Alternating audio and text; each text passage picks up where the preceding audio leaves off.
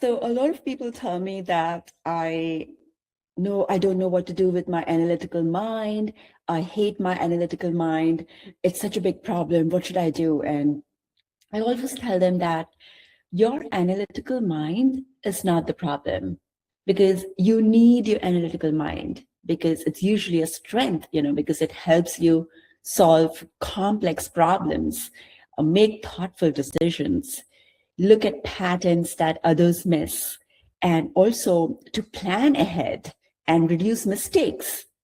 I think the problem happens when the challenge happens, when the analytical mind turns into overthinking and difficulty making decisions because you are analyzing every possibility. And also, you have trouble relaxing or being present in the moment because you're just so analytical and overthinking everything. Analyzing emotions also becomes a problem, that you analyze it so much that you miss the emotional experience of things. That's when the problem happens, when we start predicting our future based on the past experience, because we feel that what has happened in the past is going to happen in the future. And this implies to a lot of things in life, to your habits, your food choices, your relationships, how you look at yourself, all of that. So in order to change your future, you have to have a blank slate about the past. You have to rewire your mind.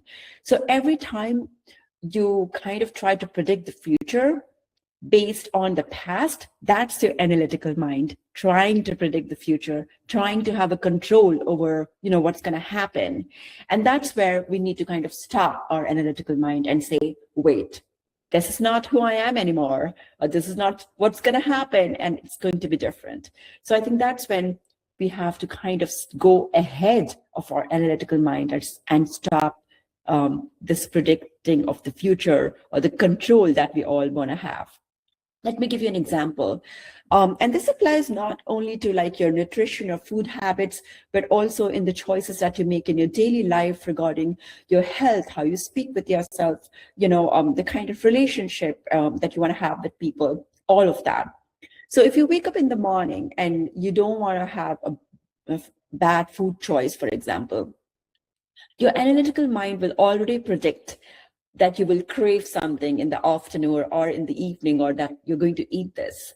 So your mind will want to have a control over what's going to happen. So it will push you to do that. But you have to step forward and say, okay, no, this is not just because this is how it happened yesterday or the day before or for the last 10 years. It doesn't mean that that's what I'm choosing to do, or that's what is going to happen. My future is not going to look like the last 10 years, So that's when we have to kind of overstep our analytical mind and kind of change our mind's wiring. So this is like almost rewiring yourself to have a different future, to become a different person. So yeah, you can rewire your mind and completely change who you are.